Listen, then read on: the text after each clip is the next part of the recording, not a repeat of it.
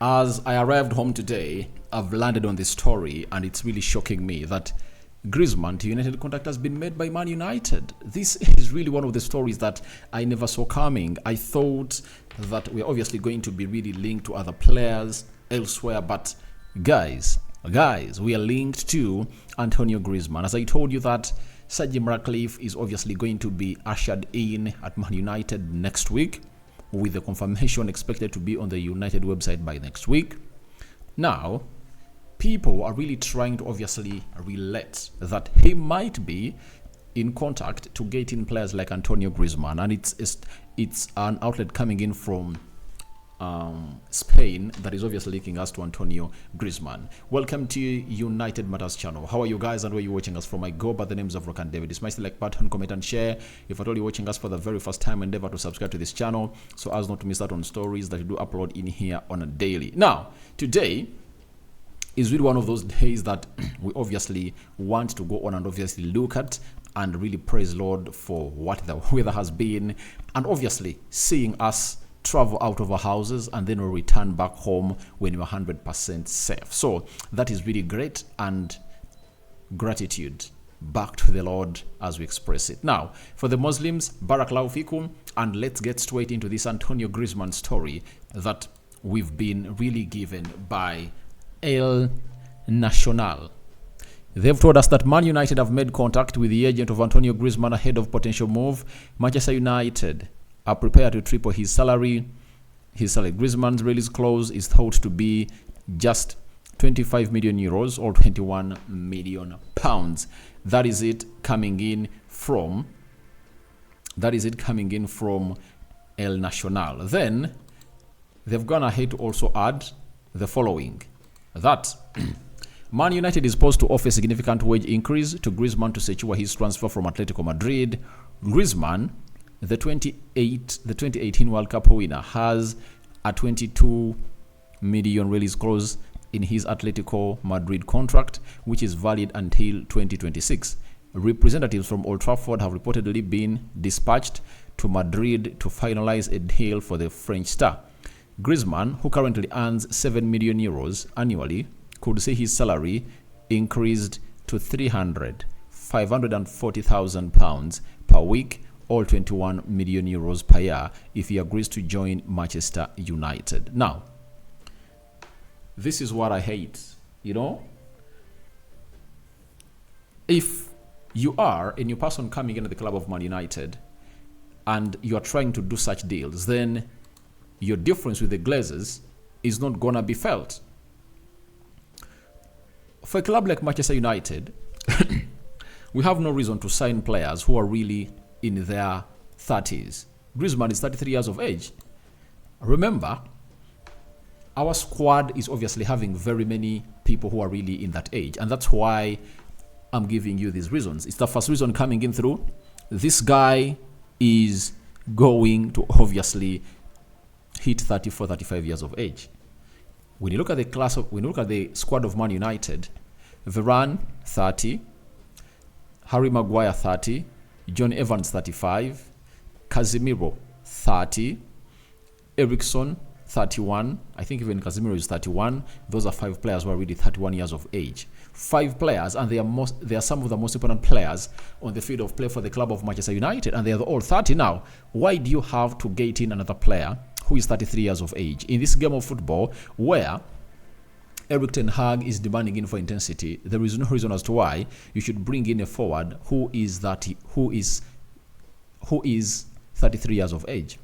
I know Manchester United have been linked to Antonio Griezmann very many times, and I remember the soonest he could obviously come to Man United was in 2018, but because Atletico Madrid was banned from not signing players, that's when that deal of Antonio Griezmann really hit a dead end. But if you told me in 2018, those are 5 years back, that we go on and bring in Antonio Griezmann, I would have gone ahead to say yes. I think it was 2017, right? I would have gone ahead to say yes, get me Antonio Griezmann, if that was way back. But right now, there is no way I'm obviously calling in for United to sign Antonio Griezmann. That is it. Why would we sign him? And what does he add to this club? His talent is really, really, really great. He's one of the best players I'm going to hate to see play the game of football for a very long time, and I admire him. I love the way he plays, but he's not that kind of player that we need. They're talking about his versatility. There are many versatile players in his age. Sorry, not in his age. They're like 8-7 years younger than him that can obviously do the job he does. Now, the other red flag is all about the salary.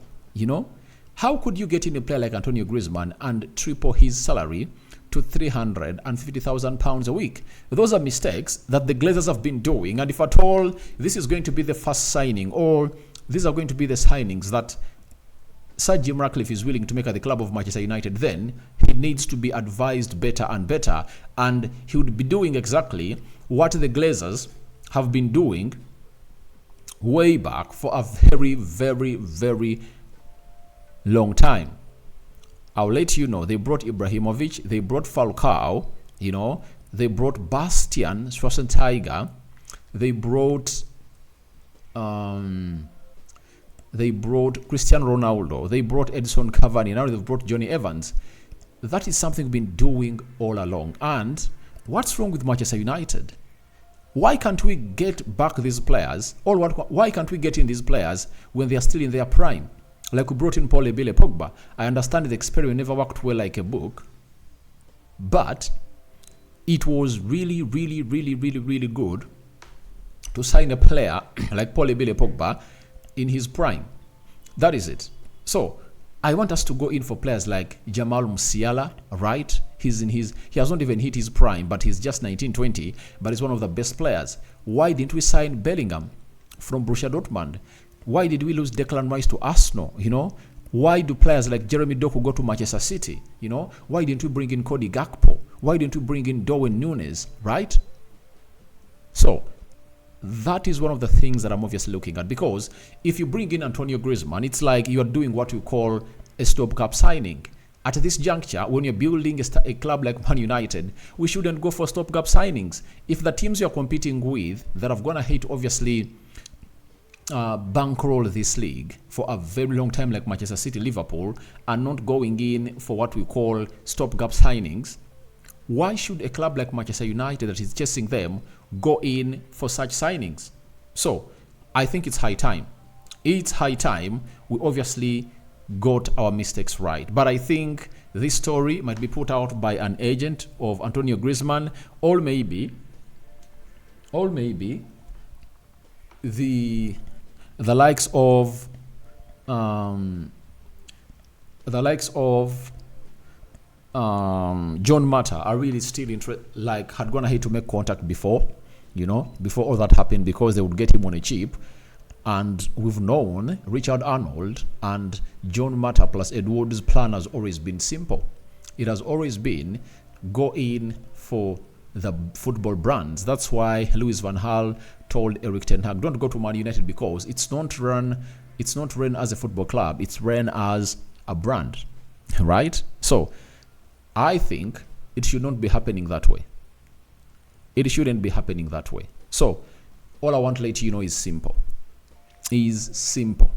Very, very, very, very simple. That we shouldn't get in players because they've gone ahead to make names. They have very many followers on X, Facebook, Instagram, TikTok to obviously promote the brand of Man United, because these players like Rasmus Højlund, if they come in through Garnacho and they're improved and become better players, they'll obviously get in more money for the club of Manchester United than Antonio Griezmann.